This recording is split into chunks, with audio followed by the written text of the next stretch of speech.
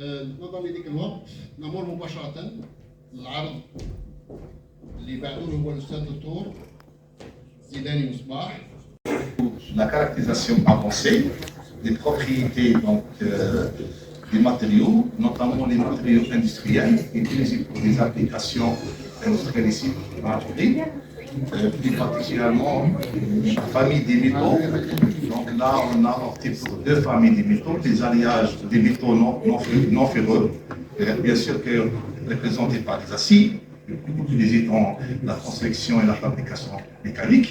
Et la deuxième famille des métaux industriels, donc c'est les alliages de cuivre et les alliages d'aluminium. Donc ces styles de famille ont été utilisés par les deux fameuses entreprises donc, installées ici en Algérie. Donc la première c'est l'UNICAP de Biskra, c'est à cette wilaya de Biskra, qui utilise les alliages de cuivre et les alliages d'aluminium pour la fabrication de câblage, des fils de câblage utilisés pour le transport d'énergie électrique. Donc, par les fils, c'est-à-dire déformés par le trifilage, donc pour les fils de cuivre et des fils des alliages d'aluminium. Et la deuxième, c'est l'entreprise de Trifusud, donc installée à Al-Elma, de la wilaya de Sétif, donc qui utilise trois types, si vous voulez, des aciers. C'est les aciers doux, donc qui représentent pratiquement un pourcentage donc minimal, 0,06% de carbone. Et le deuxième, donc c'est un acier, si vous voulez, milieu, donc c'est le plus utilisé, donc c'est dans la fabrication du génie civil, donc et les bagages de soldage. Et récemment, ils ont commencé, ça fait un bon moment, de fabriquer donc des fils trifilés. C'est des aciers durs, donc quelques-uns c'est des aciers perlitiques, quelques-uns 0,8% pratiquement de carbone, utilisés plus particulièrement pour la fabrication des fils torsadés, pour l'après-contact donc, des donc le travail est réalisé conjointement avec deux entreprises, c'est déjà cité, et avec des institutions de recherche, de laboratoire, donc le laboratoire de France et le laboratoire ADNP donc de SUAD, c'est la commissariat énergie de Saclay. Et bien sûr, donc, en collaboration avec une équipe donc, qui est conforme aux chercheurs. Donc, parmi nous, c'est Dr. M. Dessani et les doctorants. Donc, actuellement, la majorité, c'est des chercheurs donc, dans les universités, dans des institutions scientifiques. Donc là, je vais donner brièvement la production scientifique réalisée durant les dernières années, donc qui entre dans le cadre des projets de recherche, BRF, donc c'est le projet national en collaboration internationale, ainsi dans le cadre des tests de doctorat. Donc, pratiquement environ 20 thèses ont été structurées, soit en encadrement sur la direction, donc qui ont permis de sortir plus de 60 articles. Donc, la majorité s'est indexée dans la base de données de Ross et de Scopus, de A, et plus de 200 participations dans des conférences nationales et internationales. En plus, donc, là, j'ai participé à l'édition des plusieurs livres édités dans des journaux de renommée, et également qui nous permet une coopération et une collaboration très étroite avec les différents laboratoires et institutions de recherche nationales et internationales. Bon. La technique qu'on va parler aujourd'hui brièvement pour étudier l'évolution et l'enjeu technologique et industriel, même scientifique de ces matériaux industriels, c'est le BSD. Donc le BSD, c'est l'abréviation anglaise de Electron Backscatter Diffraction. Donc c'est une technique qui permet de caractériser plusieurs propriétés, mais donc l'objectif principal de cette technique, de analyser l'orientation locale, plus particulièrement des grains donc, qui ont subi une déformation ou bien une agitation thermique, donc, dans certaines des conditions, et également après de faire une corrélation, si vous voulez, avec d'autres propriétés mécaniques, même tripologiques, même physiques, et de donner certains, donc essayer de donner certaines propositions qui vont cerner certains problèmes, donc signalés par les laboratoires industriels, plus particulièrement parce que là on parle sur des projets, donc c'est des termes donc qui ont été c'est-à-dire proposés par les laboratoires industriels. Okay. Donc la technique c'est très clair, c'est un dispositif, donc il est injecté dans un mètre. Donc là c'est trop difficile parce que là c'est de régénérer la qualité des rayons par rapport au DRX ou bien le même. Donc là, il y a une partie, si on parle par le DRX, donc là, il y a une partie de rayonnement qui est noyée dans le bruit de fond. Par contre, par le BSD, là, on peut récupérer donc, la totalité des rayonnements pour assurer de balayer toute la section et toute la surface du substrat pour assurer c'est-à-dire une régulation, donc, comment dirais-je, locale, tous les grains ou bien toutes les particules de cette surface. Bon. Si on parle de la propriété donc, principale donc, caractérisée par la technique de EBSD, c'est la texture. Donc, s'il y a un nessige, elle bouillonne. Donc, c'est un paramètre fondamental. La texture dépend donc de trois, si vous voulez, paramètres. C'est la nature cristallographique de matériaux. Donc si on parle des aciers, là, c'est la nature cristallographique de type 6C. Si on parle d'aluminium ou bien de le piezoelectrode, là, c'est CFC. Donc, la texture observée après la déformation, après une agitation ou bien un traitement thermique, elle est différente. Donc, elle dépend de la nature cristallographique de matériaux étudiés. Donc, la deuxième différence, c'est les conditions de déformation, c'est-à-dire le mode de déformation appliqué. C'est-à-dire si on prend le même substrat, si on fait deux déformations différentes, par exemple, une déformation axiale, la traction, ou bien compression, ou bien filage, ou bien tréfilage, et le deuxième substrat identique par une déformation différente, par exemple le laminage. Donc la texture observée, donc là, elle est entièrement différente. Ok. Et le troisième mode, c'est les conditions c'est-à-dire les conditions optimales expérimentales, c'est la température, les temps de maintien, etc. Donc là, je vais commencer du début.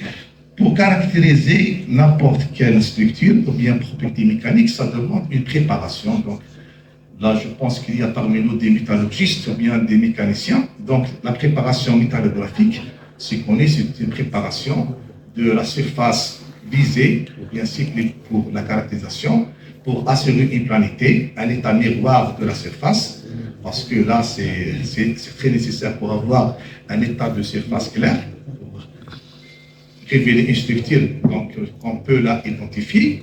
Mais la préparation métallographique, généralement, elle est assurée par un polissage mécanique, suivi par un polissage de papier feutre, donc un polissage de finition. Là, si on parle de la métallographie, par le microscope optique, par le même, on peut le faire. Mais par le BSD, donc là, on peut pas révéler les grains donc, de cette structure qui nécessite un polissage donc, de finition, ce qu'on appelle un polissage électrolytique. Pourquoi on fait le polissage électrolytique? Tout simplement, le polissage électrolytique, là, il est nécessaire de le réaliser afin c'est-à-dire de enlever la couche, donc de éliminer, si vous voulez, sur le mot donc, exact, de éliminer la couche d'écrouissage issu par le polissage mécanique. Cette couche est une couche protectrice qui va gêner la révélation des grains donc, caractérisés. Donc, tout simplement, c'est comme le photostat, donc c'est une cathode et anode, donc il va renduire donc, après un état de surface nickel. Donc là, donc l'échantillon il est bien préparé donc par un polissage mécanique suivi par un polissage électrolytique et on peut aller directement à la caractérisation. Bon. Je vais donner un historique bref de l'évolution historique de l'identification bien la caractérisation des orientations locales ou globales des grains, donc c'est des notions cristallographiques. Donc ça à partir de 1928, donc le diagramme c'est un peu le diagramme du Kikochet, mais c'est un peu énigme, donc c'est un diagramme donc énigme sans indexation des orientations cristallographiques, mais à partir des années 70, donc les deux donc savants Venable et Arnaud sont commencés à analyser la texture, donc, mais sans une indexation donc, des grains, des orientations cristallographiques. Mais à partir des années 80, donc là, ils ont commencé de déterminer les orientations, notamment par l'évolution des systèmes d'acquisition informatique, comme le DSL, IDAX, etc. Ils ont commencé là de caractériser toutes les orientations donc, numériquement par ces logiciels donc, utilisés. Bon, maintenant, le logiciel connu donc, pour l'analyse, pour toute caractérisation, elle est forcément suivie par une analyse. Donc, le fameux logiciel utilisé, donc c'est l'OIM, il est un peu cher, je pense qu'il est environ de 50 000 à 60 000 euros, donc c'est un peu cher. Bon, il existe donc la version libre sur net, donc c'est une version, comme toutes les versions, si on parle de iScore plus là, mais c'est une version pour la publicité. Donc, on peut caractériser des choses générales comme la texture, comme les AirDocs, mais à cause du manque de certains fichiers donc, sources, donc là on ne peut pas analyser des choses donc, plus précises, donc qui nécessitent la version originale, donc c'est un peu cher. Donc, et par la suite, là, qu'est-ce qu'on peut analyser par le BSD?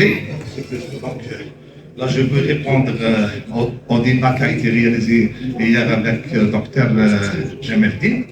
Donc, c'est une base de données. Donc, on peut caractériser la structure avec un codage de couleurs.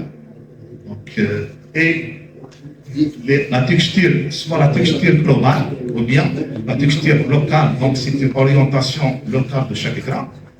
Et les AirDocs, c'est la fonction de distribution des orientations cristallographiques.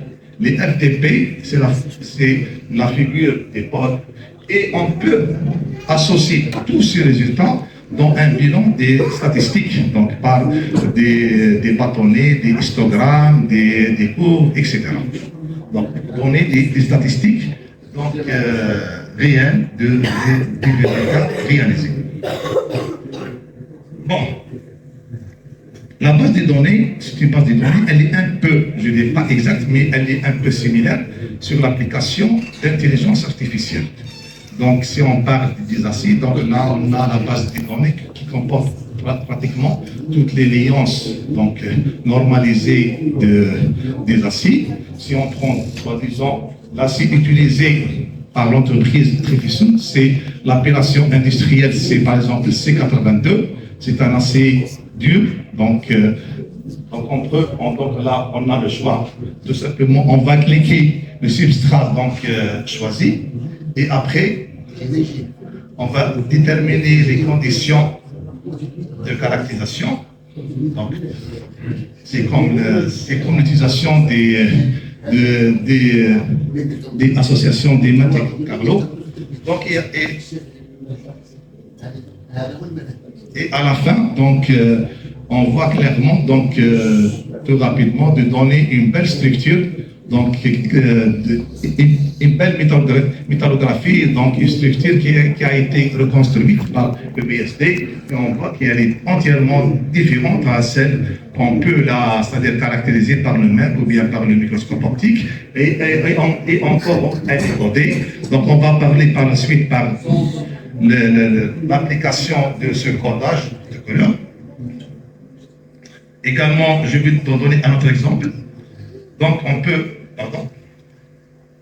associer donc cette microstructure par le IPF, c'est le inverse point figure, pour identifier que chaque grain qui porte un couleur bien déterminé, donc il correspond à une orientation cristallographique bien déterminée, c'est-à-dire les grains qui prennent la couleur, donc si vous voulez bleu, donc ont une orientation 1, 1, 1, et en rouge c'est orientation 0, 1, 0, et les verts, soi-disant, c'est 0, 0, 1. Donc là, c'est de quantifier la fraction volumique et la fraction de la texture pour chaque grain donc, constituant de cette structure.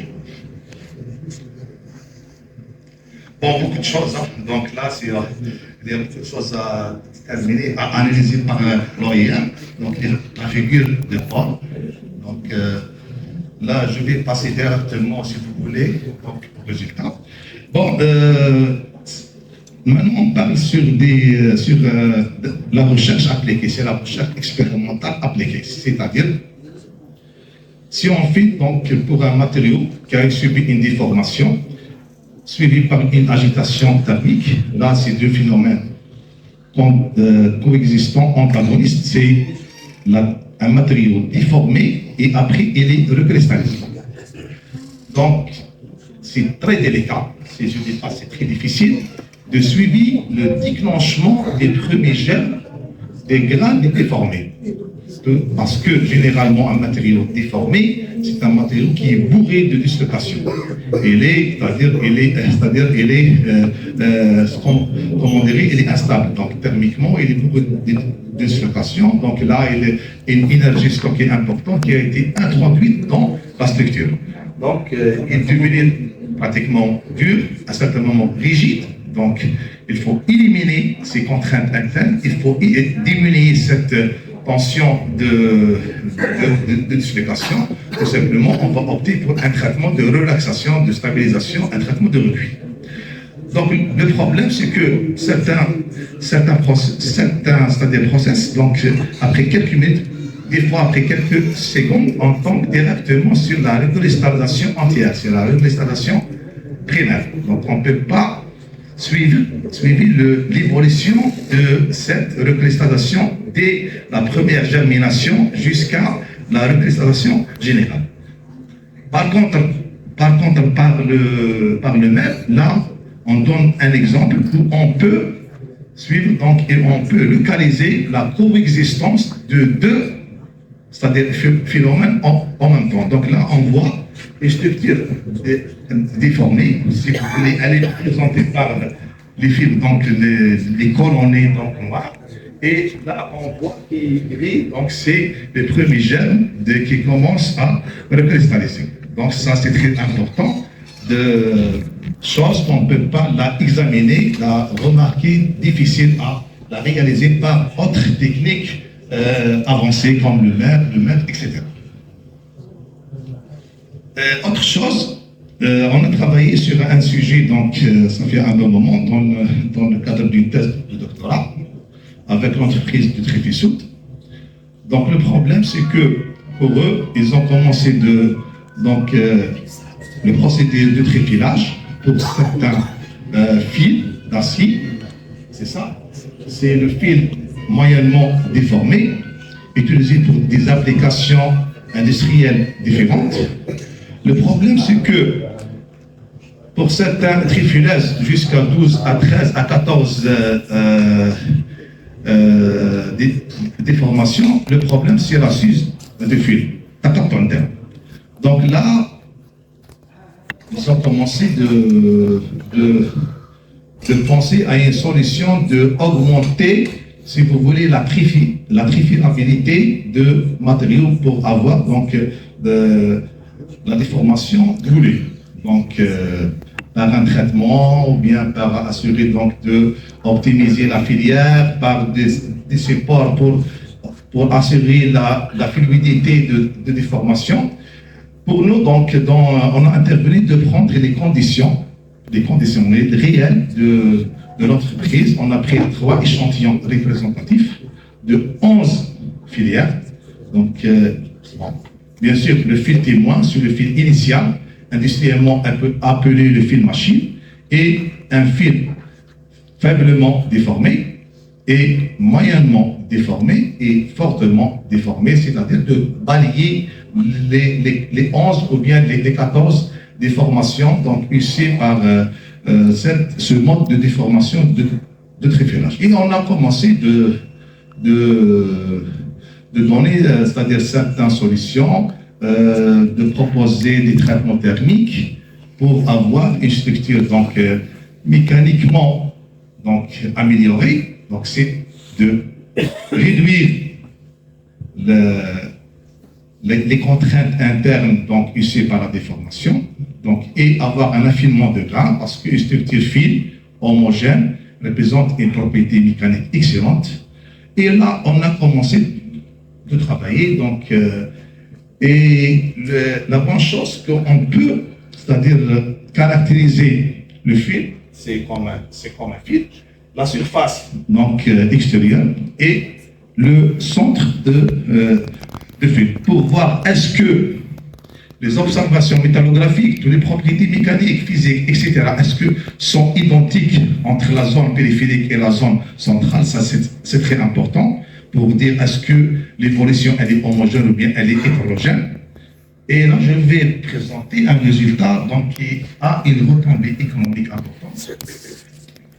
C'est que après, donc là, on a associé les deux, c'est-à-dire l'application sur la partie centrale et la partie périphérique de fil. Et on voit que après un traitement, donc on a réalisé ça dans le cadre d'une thèse, après un traitement de 600 degrés Celsius pendant 20 heures pour un fil fortement déformé de l'acide, donc de 0,6% de carbone, donc utilisé par cette entreprise de Trifissoud.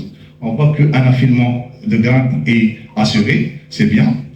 Et on a fait le même, c'est-à-dire la même manip, donc dans les mêmes conditions, c'est-à-dire les mêmes conditions industrielles, c'est les déformations, etc.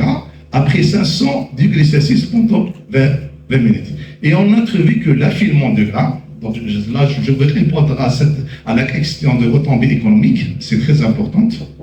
Et on a, c'est-à-dire trouvé que l'affilement de grains assuré, ou bien déterminé après 500 degrés Celsius pendant 20 heures, il est moins qu'à 600 degrés Celsius à 20 heures. Et ça, c'est très important de compter si on parle industriellement. Donc, là, c'est une réduction de 100 degrés. Donc, c'est très important donc, pour les industriels d'assurer un résultat mieux avec des conditions donc, économiques moins. Autre chose, on peut associer l'étude par l'acuité ou bien l'intensité des fibres donc, constituant de la texture donc, caractérisée. Toujours là, on parle sur les acides. Donc, on voit qu'après un traitement thermique, à 600 degrés Celsius, la partie centrale, donc, la partie centrale du fil, donc, comporte une acuité ou bien une intensité du fibre majoritaire de type, donc là, un modèle, donc de fibre majoritaire 1,10 qui est associé avec des fibres donc conjointement, donc l'acuité elle est plus remarquable au centre que la zone périphérique, et là on peut intervenir qu'il s'agit d'un gradient de température donc entre la zone centrale et à la zone périphérique. Peut-être elle est due à le mode de déformation initiale donc de la coulée continue par la différence de vitesse de refroidissement pour essayer de répondre au problème de craquage ou bien de l'assise de fil. Et là, c'est très important d'identifier qu'il y a une hétérogénéité sur l'acuité ou bien l'intensité après le traitement thermique donc, proposé.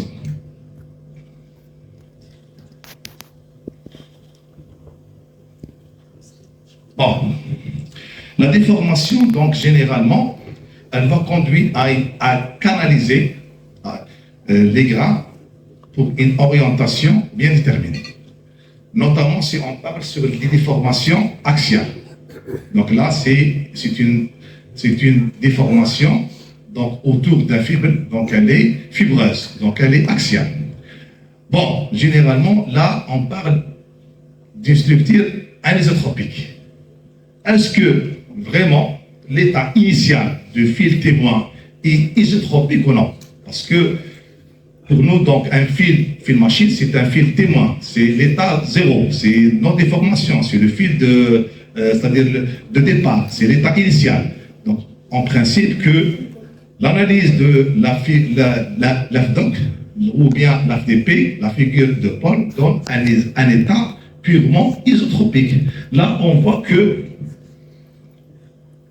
le fil machine, donc le fil initial, quand même, il porte une orientation anisotropique. Donc, même elle n'est pas majoritaire.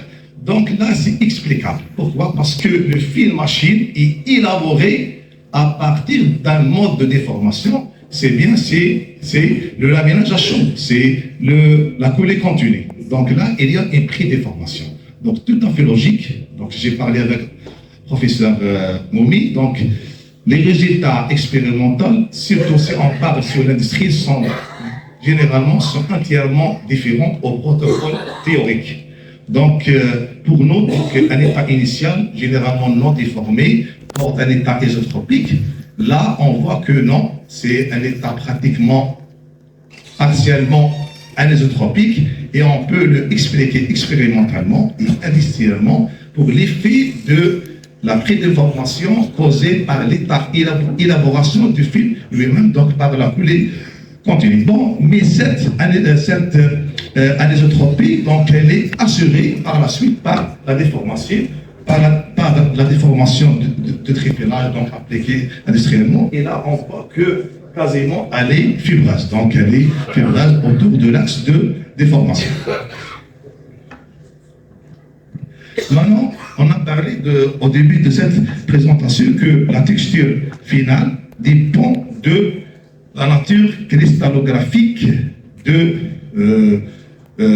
substrat et de mode, donc, et de la famille de matériaux étudiés. C'est-à-dire, si on fait dans les mêmes conditions une analyse de la texture dans les mêmes conditions, c'est-à-dire les mêmes déformations, dans la même trifileuse, etc. Pour un alliage métallique ferreux et un alliage métallique ferreux, donc les résultats sont entièrement différents. Et si on fait la même manip pour le même substrat, c'est-à-dire soit alliage ferreux non ferreux, mais on change le mode de déformation, donc toujours à donner des résultats différents. Et c'est confirmé parce que là, je vous montre donc pratiquement le même protocole industriel, donc c'est le trifilage. Donc pratiquement on a pris les déformations, les 3 déformations donc similaires, mais là c'est-à-dire c'est un alliage de cuivre, c'est copper, utilisé par la deuxième entreprise qu'on travaille actuellement avec elle, donc c'est une écart de Biscra. Donc on voit que par contre dans les acides, il existe seulement un fibre, donc une déformation qui est contrôlée par un fibre, donc une texture majoritaire 1,0.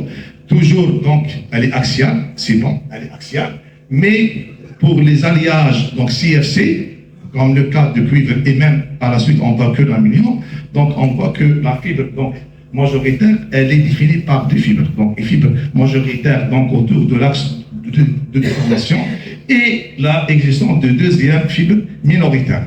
Donc là, c'est la fibre minérotaire de type 101, mais le mode de déformation, c'est toujours une texture fibreuse.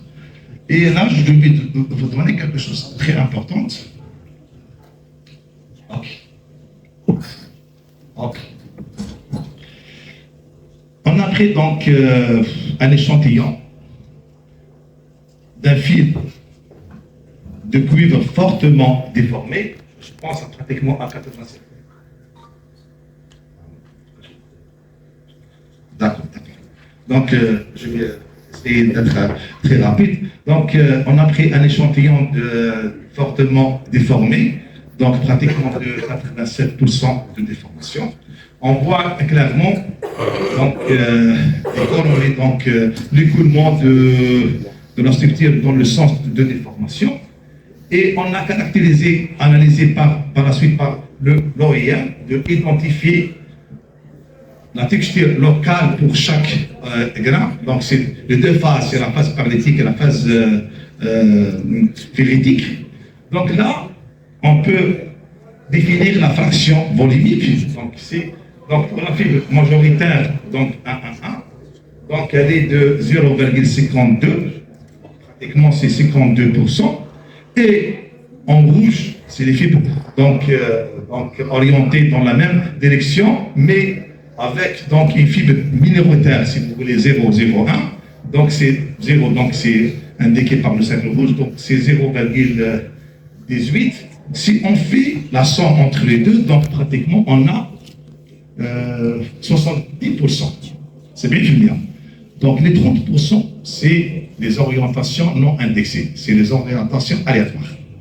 Donc c'est pas forcément si on fait une déformation que tous les matériaux, toutes les particules de matériaux seront fortement, c'est-à-dire canalisées par cette déformation. Et ça, c'est très important de côté statistique pour assurer que est-ce que la totalité ou bien la fraction volumique totale des grains sont répond par cette déformation et non, et sans oublier que là, c'est une forte déformation quand même.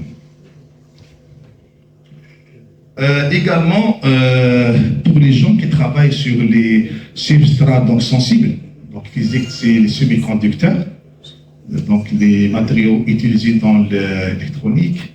Donc là, on peut associer l'utilisation de l'EBSD dans le caractère intragranulaire, c'est les sous-couches de déformation. Ce n'est pas uniquement à l'échelle macroscopique, même à l'échelle nanométrique, donc associer même pour les déformations non macroscopiques, ce n'est pas uniquement les déformations mécaniques, mais les déformations intragranulaires. Là, on peut caractériser même les orientations des sous-couches de déformation intragranulaire. Ok. Bon, il y a beaucoup de résultats. Là, on a commencé à associer ces propriétés de la texture par les propriétés mécaniques, la traction, l'allongement, même, bon, si on dit que les alliages de cuivre et de l'aluminium par le NICAP, c'est utilisé pour le transport d'énergie électrique. On a associé ces résultats par l'évolution de la résistivité électrique. Est-ce qu'il y a une corrélation ou non, etc. Une étude comparative, bien sûr.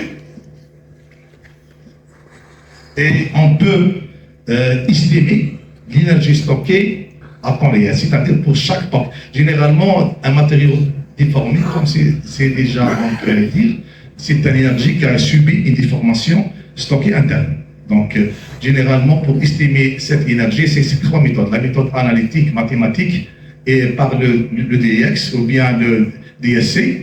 Donc, il y a des travaux donc, dans ce sens. Mais la méthode la plus, c'est-à-dire qui donne des résultats plus précis, donc soit par le BSD, de donner l'estimation de cette énergie stockée pour chaque fibre, et la plus, c'est-à-dire précise, c'est par la diffraction des neutrons. Donc on a fait un travail avec Saclay, donc c'est de estimer la quantité, parce que c'est une quantité de cette énergie stockée pour chaque fibre. Ça, c'est très important. Parce que généralement, par les autres techniques, c'est une estimation globale. Là, c'est une estimation donc, correcte donc, pour chaque fibre. Et là, on voit que est-ce que la partie importante de cette énergie est canalisé dans la fibre 110 ou bien 1001, etc. C'est très important de côté beaucoup plus industriel. Bon, il y a beaucoup de choses, malheureusement, on n'a pas beaucoup de temps, donc on peut identifier d'autres paramètres, c'est la mesuration des grains, donc le GOS, etc. C'est le CAM, donc pour identifier tous les paramètres mécaniques, métallurgiques, même physiques de ces métaux industriels. Je termine par un résultat très important. Le cuivre est connu par une structure maclée, c'est les macles. Donc si on fait une observation de cuivre, c'est les macles. Est-ce que là, les industriels, même nous, est-ce que les macles ont un effet négatif ou bien positif pour les propriétés? Là, on a essayé de caractériser la taille de grain de ce fil de cuivre utilisé pour le câblage électrique, et par le BSD, quand même, on a d'étudier la taille moyenne de grains pour un fil avec macle, c'est maclé, et sans macle. Au début, donc, pour le fil initial, que le diamètre moyen il est environ de 12 micromètres pour l'échantillon maclé. Bon, pour l'échantillon non maclé, pratiquement, il est doublé de 24 micromètres.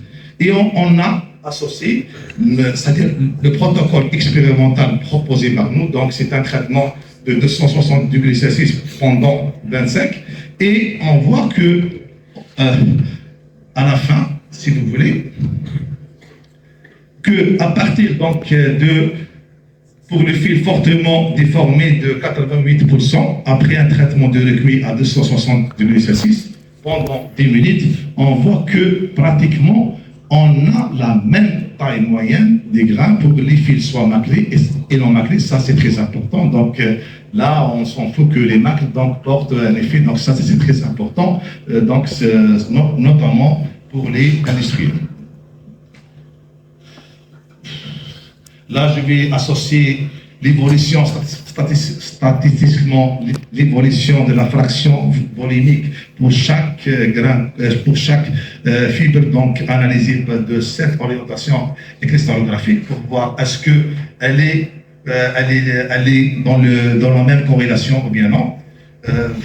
Et à la fin, donc ça fait récemment, on a débuté un travail avec l'université de Msila pour un travail similaire d'une équipe chinoise qui ont commencé de travailler pratiquement dans le même contexte. Donc, c'est l'utilisation de l'optimisation des données par l'intelligence artificielle. Donc, c'est très important que par l'intelligence artificielle, donc, on a opté pour minimiser les conditions donc, expérimentales. Si on voit c'est-à-dire on peut avoir de minimiser le temps, la durée de temps de 50 jours à 29 jours, ça c'est très important. De minimiser même les conditions industrielles, parce que tu vois, industriel, si on fait 300 degrés ou 400 degrés, on dit c'est rien. Mais pour eux, c'est une retombée économique. Donc, de minimiser le temps de ligne température, c'est la température de recueil de 360 degrés Celsius à 330. Donc, c'est qui en rouge, c'est les conditions optimales.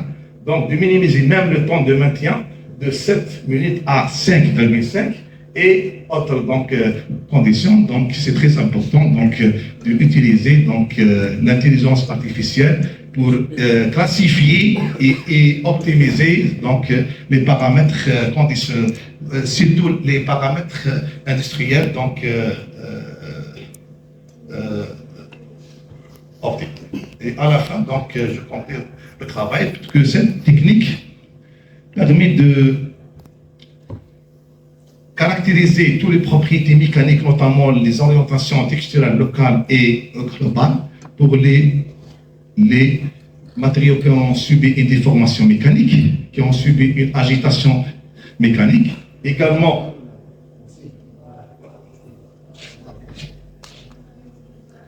on peut analyser la mésoorientation des grains, les microstructures intra- ou bien intergranulaires, la phase, les différentes phases.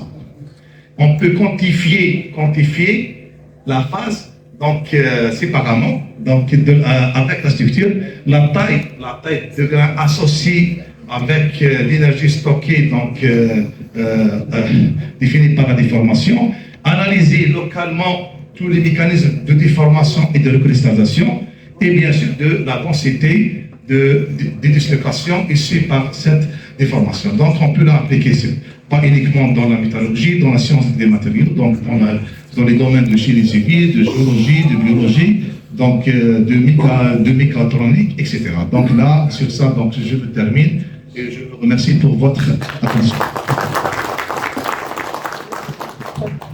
شكرا للاستاذ الدكتور مصباح زيداني على هذا العرض النادر على هذه التفاصيل اللي اعطاها.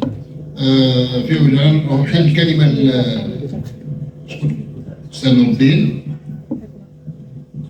شكرا أستاذ. شكرا. Je remercie. Je félicite docteur professeur Zidani pour cette intervention vraiment bourrée d'informations. Mais moi, en tant que mécanicien, j'ai retenu des informations en relation avec la mécanique. Donc vous dites que la déformation devient un matériau bourré de dislocation qui se traduit par une énergie emmagasinée. Donc comment elle se manifeste l'énergie, comment l'évaluer? Est-ce que c'est une température dégagée, augmentation de la température du matériau? Est-ce que c'est un mouvement, donc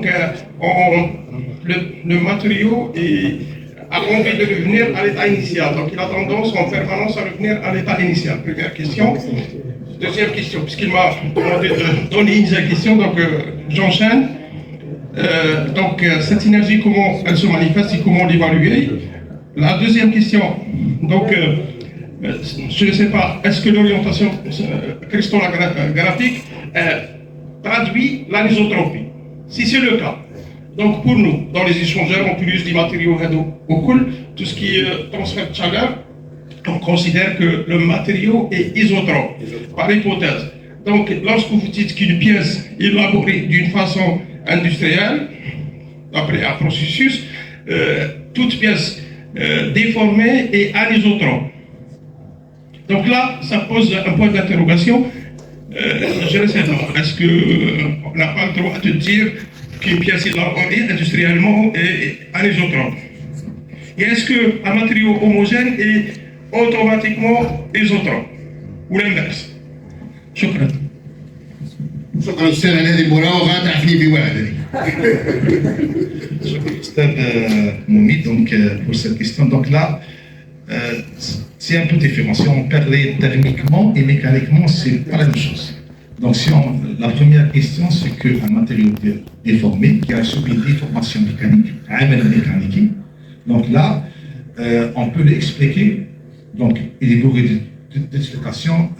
Donc là, c'est une énergie stockée. Cette énergie, c'est une quantité. On peut la mesurer. Donc elle est donc expliquée par le nombre de dislocations. Donc c'est le nombre de dislocations. Donc si on fait, c'est-à-dire une mesure de cette énergie, donc l'énergie stockée, donc on voit que en fonction de la déformation, la densité de dislocation, elle augmente. Donc qui va donner un matériau donc dur. À certains moments, donc pour nous, le souci c'est que si on veut avoir un matériau dur, c'est bien, mais pas rigide. Un matériau dur, c'est bien, c'est augmenter les propriétés, la résistance mécanique, etc. C'est bien si on fait le traçage,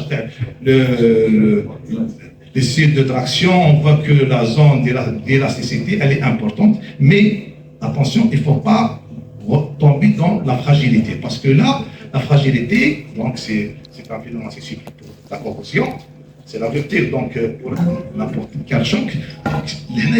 L'énergie, c'est pas une énergie thermique, c'est une énergie mécanique. Donc elle est donc, expliquée par des nombres de dislocations. On peut là, c'est des mesures, c'est mathématique. Donc, je pense que c'est clair. Pour la deuxième, c'est qu'un matériau déformé, c'est quand on fait une orientation. Donc on fait, c'est-à-dire une orientation privilégiée. On demande de certains nombres de particules, de grains de ce matériau, de privilégier, avoir une texture donc, en fonction de la déformation donnée. Donc généralement, si on fait une déformation, donc notamment pour le cas de trépied-là, c'est une déformation axiale. C'est une déformation, c'est une réduction de la section. Le fil, il est passé par une filière, donc on fait une réduction de section. Là, donc, une majorité des phases sont si vous voulez, un écoulement du matériau dans le sens de la déformation. Généralement, c'est une structure anisotropique. Isotropique. Par contre, l'état initial, c'est que le matériau, c'est aucune déformation. C'est pratiquement 0% de déformation. Théoriquement, c'est que c'est un état isotropique. Mais les tests ont montré que non, l'état initial porte un état quand même anisotropique. Et on a donné une explication parce que le fil utilisé par soi-disant les deux entreprises, il est élaboré par un mode de déformation mécanique. C'est la collée continue. Donc là, j'ai la définition de la propriété isotrope ou anisotrope. Pour moi, l'isotrope, c'est-à-dire qu'il a les mêmes propriétés. Ah oui, dans les mêmes points. Dans la même direction. Parce que c'est ça ce que je veux dire. C'est ça. C'est ça. Donc, je pense que M. Selim va donner un éclaircissement, parce qu'on travaille ensemble là. Salam alaikum. Pour expliquer le phénomène de l'augmentation de l'énergie, vous allez changer la configuration totale du métal. Le métal, vous le voyez vraiment comme il est solide, mais nous, on le voit vivant à l'intérieur. Il y a une dislocation. Vous allez changer la configuration. Si vous allez changer la configuration, ça se fait donc par l'adaptation de Boltzmann. Donc il y a l'entropiété. C'est là où vous allez emmagasiner de l'énergie. Pour l'énergie.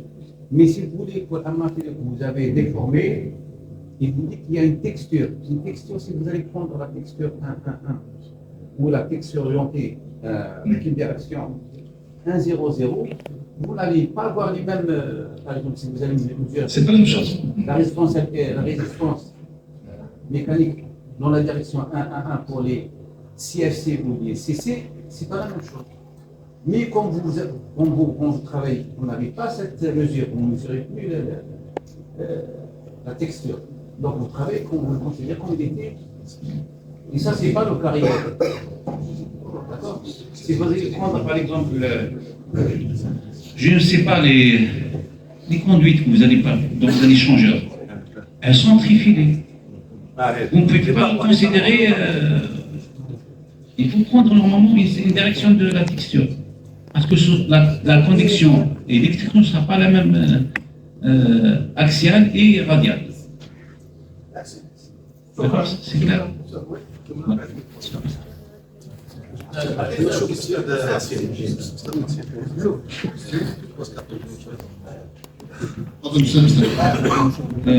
Bonjour, merci M. Zidane pour cette présentation. Moi j'ai une question brève comme ça. Est-ce que par la méthode OBSD, nous devons essentiellement caractériser n'importe quel matériau, tel que l'acier par exemple, les matériaux à changement de phase? Bien sûr, donc tout matériau qui sont réfractés, donc on peut l'utiliser. Même les métaux non réfractés, on peut les métalliser. Donc, le principe, c'est que c'est une rétrodivision. C'est une rétrodivision. Donc, c'est pour les aciers, donc c'est réalisable. Même les matériaux non diffractés, donc on peut les métalliser. La géologie. Donc, on fait une métallisation et on peut les caractériser par la suite. Donc c'est réalisable. Ok. C'est bon. Donc, شكرا بارك الله فيكم.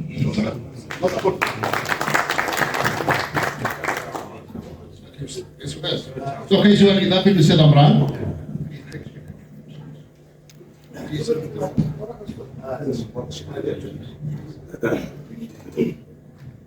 أتعبناك يا أستاذ. Bon, بارك الله فيك سي زلمي.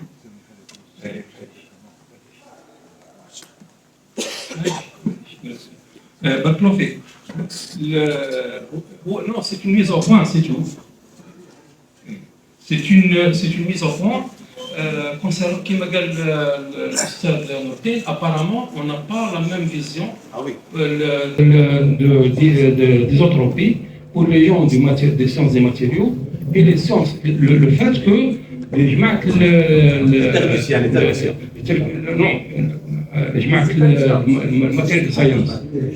matériaux,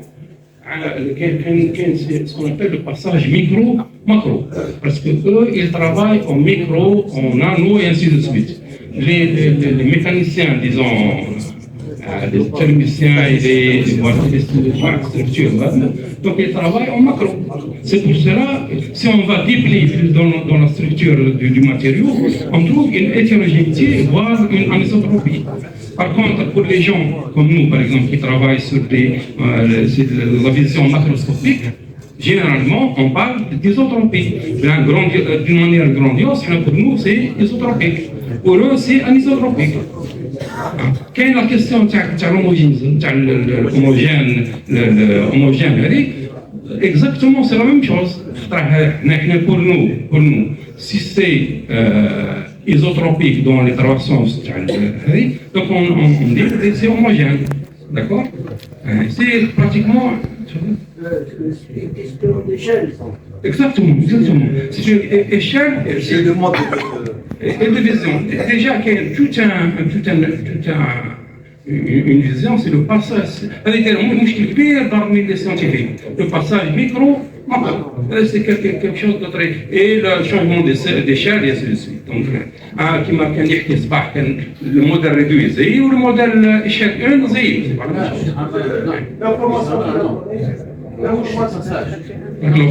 شكرا أستاذ. نعود نعيد الشكر للأستاذ مصباح زيداني. نمر مباشرة الآن إلى القهوة.